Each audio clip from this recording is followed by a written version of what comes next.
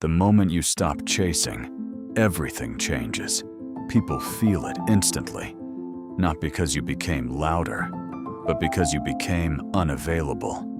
And the human brain wants what feels difficult to reach.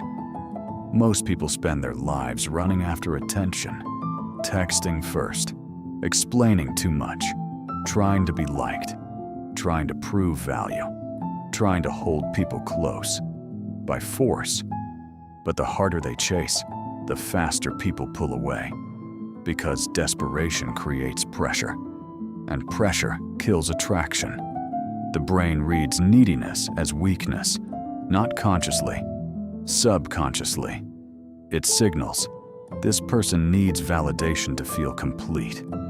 And humans rarely value what is freely begging to be valued. That is the tragedy. Most people think attention creates importance, but importance creates attention. Powerful people understand this early. Silence speaks. Distance speaks. Self-control speaks. The person who is emotionally dependent always loses leverage because their mood depends on someone else's response. And the brain can feel that dependency instantly in your voice, your timing, your energy, your eyes.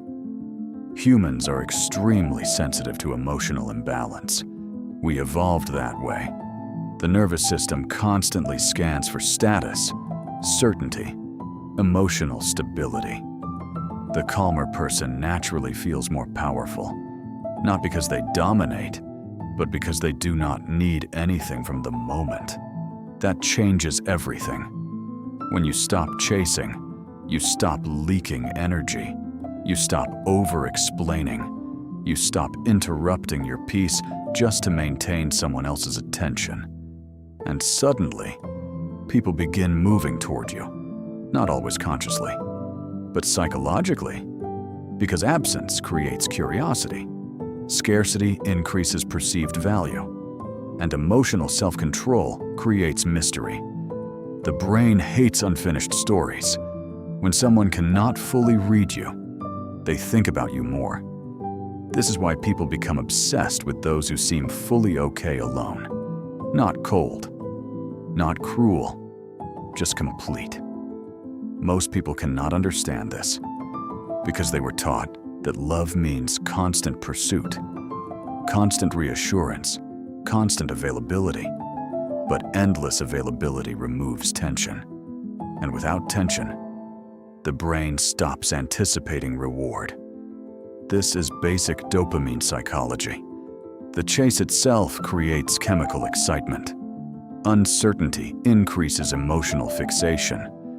That is why people often ignore what is always there and crave what feels slightly out of reach. When you apply this in real life, conversations change. People interrupt you less. They listen more carefully. Your words carry weight because you are not throwing them everywhere. Relationships become calmer, cleaner. Negotiations become easier. You stop accepting disrespect just to avoid losing people. Ironically, that is often the moment people start fearing your absence. Because for the first time, you are no longer controlled by the need to keep them. And that independence creates gravity, a quiet gravity. But there is a dangerous line here. Some people hear this and become manipulative.